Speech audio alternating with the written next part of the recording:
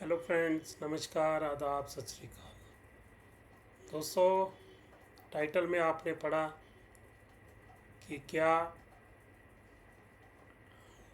MLA महराज मलिक एक history sheeter है। तो उसका जवाब है हाँ। ये मैं अपने से नहीं बोल रहा हूँ। मैंने जो उसका डिटेंशन ऑर्डर है वो पढ़ा। उसमें दो तीन बार ये वर्ड यूज़ किया गया एमएलए महराज मलिक के लिए कि वो हिस्ट्री शीटर है। 2017 में उसको हिस्ट्री शीटर डिक्लेयर किया गया था पुलिस स्टेशन गंदोह के द्वारा। आज क्या स्टेटस है, वो टैग हटा है या नहीं हटा वो मुझे पता नहीं है, बट वो आप पुलिस स्टेशन गंदोह से कंफर्म कर सकते हैं। तो लेकिन ये वर्ड यूज़ हुआ है उसके लिए जो डिटेंशन ऑर्डर है। तो जो डिटेंशन ऑर्डर है उसमें 18 एफआईआर्स हैं। एफआईआर्स क्यों लगी हैं, क्या केस था, वो सब डिटेल्स भी उसमें शामिल की गई हैं। 30-35 पेजेस का वो डिटेंशन ऑर्डर है। तो उसमें सभी डिटेल जो हैं उसमें हैं। उसके अलावा 16 डेली डायरी रिकॉर्ड जो हैं वो भी उसमें शामिल हैं, जो अलग अलग पुलिस स्टेशनों में डायरीज़ में जो डेली का जो रिकॉर्ड होता है वहाँ पे एंटर हुए हैं। वो एफआईआर्स नहीं बने, लेकिन वो पुलिस के रिकॉर्ड में है। कुछ छोटे मोटे कुछ होंगे, कुछ केसेस वो वहाँ पे रिकॉर्ड में उन्होंने जो डिटेंशन ऑर्डर है उसमें भी डाला हुआ। तो देख के मुझे भी अचंभा लगा कि अगर महराज मलिक को पता था कि उसको हिस्ट्री शीटर डिक्लेयर किया गया था या इतने एफआईआर्स थे, तो उसको अपना बिहेवियर जो है, अपना एटीट्यूड जो है, उसको थोड़ा सा बदलना चाहिए था। उसने नहीं बदला। मुझे लगता है जो कि शायद उसके आसपास जो लोग होते थे क्लोज सर्कल में, उनमें कोई एक्सपीरियंस्ड या समझदार लोग नहीं थे, इसलिए उसको कोई गाइड नहीं कर सका कि आप अगर जब एक्टिविस्ट थे उस वक्त का बिहेवियर, जब डीडीसी थे उस वक्त का बिहेवियर, और जब एमएलए बन गए हो तो इस वक्त का जो बिहेवियर है उसमें ज़मीन आसमान का अंतर होना चाहिए। एक एमएलए एक जिम्मेवार ओहदा होता है। एमएलए को लॉ मेकर बोला जाता है। आपकी रिस्पॉन्सिबिलिटी बढ़ जाती है।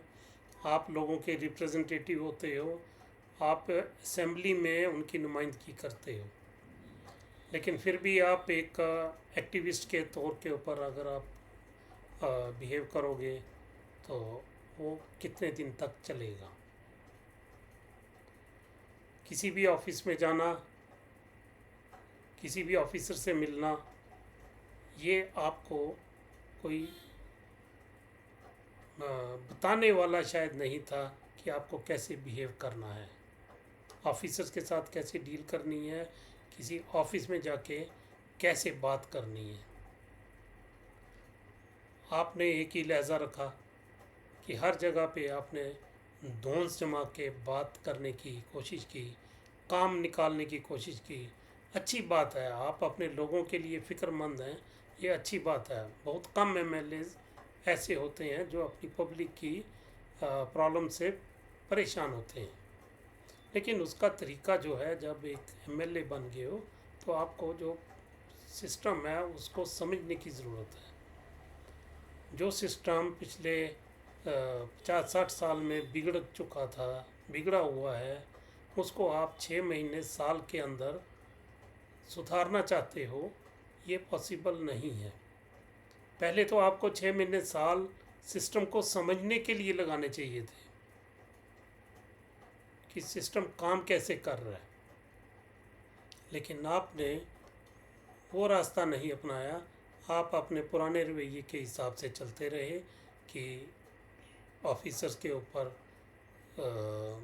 प्रेशर डाल के तो कोई भी काम करवाया जा सकता है। लोगों ने आपको एमएलए चुन दिया, उनकी प्रॉब्लम्स, उनके जो इश्यूज थे उसको रिजॉल्व करवाना आपकी ज़िम्मेवारी थी। लेकिन जो विजुअल्स हमारे सामने आ रहे हैं, जो हम देख रहे हैं सोशल मीडिया के ऊपर, उसमें ये देखा जा रहा है कि आप जिस भी ऑफिस में जाते हो, जहाँ भी जाते हो, तो वहाँ पर आपके साथ लोग होते हैं। इससे ये साबित होता है कि शायद आपको अपने लेवल पे ऑफिसर से काम लेने की कुछ डाउट हो रहा था अपने आप के ऊपर, तो लोगों का प्रेशर बना के आप काम निकलवाना चाहते हैं, जबकि ऐसा होना नहीं चाहिए ना। घर में एक बच्चा होता है, अगर आप उसको रोज़ ज़ोर ज़ोर से डांटते रहोगे, एक दिन वो ढीठ हो जाएगा, वो आपकी परवाह ही नहीं करेगा। आप बोलते रहो, वो जाके कहीं बाहर दूर चला जाएगा या छुप जाएगा कहीं पर, थोड़ी देर के बाद वापस आ जाएगा, फिर वो वही कुछ करेगा। इसलिए कहते हैं कि बच्चों के ऊपर आँख का डर होना चाहिए। वही डर एमएलए का एडमिनिस्ट्रेशन के ऊपर होना चाहिए, ना कि एक लोगों का प्रेशर बना के कोई काम करवाना। वो कोई आपकी कामयाबी नहीं है। आपके लोग हॉस्पिटल्स में चले जाते हैं, ऑफिस में चले जाते हैं, वहाँ डॉक्टरों का काम काज चेक करते हैं, मुलाजमों का काम काज अटेंडेंस चेक करते हैं। भाई उनको किसने ऑथराइज़ किया है इन चीज़ों के लिए? वो कौन होते हैं दफ्तरों में जाके ये चीज़ें करने के लिए? ठीक है, उनको अगर कुछ कमी पेशी नज़र आती है वो आपको इन्फॉर्म कर सकते हैं, या कंसर्न जो ऑफिसर है डिपार्टमेंट के हायर अप्स हैं उनको इन्फॉर्म कर सकते हैं, वहाँ कंप्लेंट कर सकते हैं। लेकिन वहाँ पे ये रूटीन में डेली जाके लोगों को ऐसे बिहेव करना, उनकी वर्किंग चेक करना, उनकी अटेंडेंस चेक करना, ये आपकी रेपुटेशन ख़राब कर रहे थे, और उसी का खामियाजा आप आज भुगत रहे हो। ऐसे ही इल्ज़ाम लगे हैं वहाँ पर, जो आपका डिटेंशन ऑर्डर है, कि एक क्यास क्रिएट करने की कोशिश कर रहे थे आप और आपके लोग। तो इसलिए ये जो एक जो वो भी जो डिस्पेंसरी का मामला है, वहाँ पर भी तो यही हुआ।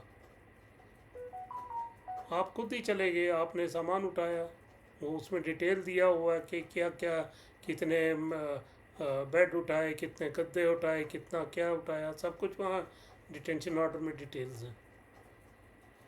ये एक एमएलए का काम थोड़ी होता है। इसका मतलब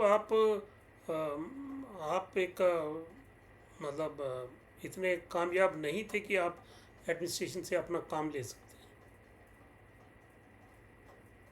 एडमिनिस्ट्रेशन आपकी बात नहीं मान रही थी, इसकी क्या वजह थी? शायद आपका बिहेवियर ही वजह थी। एडमिनिस्ट्रेशन में जब आपका कोई पार्टी का वर्कर ही, छोटा सा वर्कर जाके किसी के साथ बदतमीजी करेगा, तो उस ऑफिस में या उस एडमिनिस्ट्रेशन में आपको कौन सपोर्ट करेगा? तो ठीक है दोस्तों, अगर आपके एमएलए थे, दिल्ली में थे या पंजाब में थे, आप उनसे जाके सीख सकते थे ना। आपको सीखना चाहिए था कि वर्किंग कैसे होती है, कैसे बिहेव करना होता है।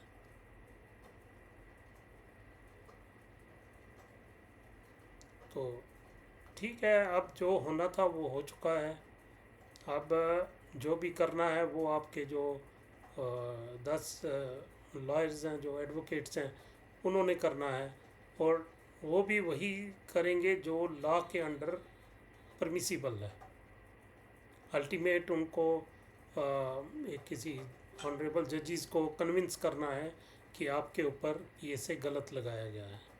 ये अब उनका काम है, उन्होंने देखना है ये सब। लेकिन फिर भी ऐसी नौबत क्यों आई, वो सारा जो डिटेंशन ऑर्डर है उसमें सब कुछ एक्सप्लेन किया हुआ है। कोई भी आदमी उसको पढ़ सकता है। तो क्योंकि वो यहाँ पर तो मैं डिस्कस नहीं कर सकता, या यहाँ पर मैं आपको दिखा नहीं सकता, लेकिन आपको वो मेरे ख्याल नेट पे अवेलेबल है, आप वहाँ से डाउनलोड करके पढ़ सकते हैं। ठीक है फ्रेंड्स, नमस्कार, आदाब, सत श्री अकाल।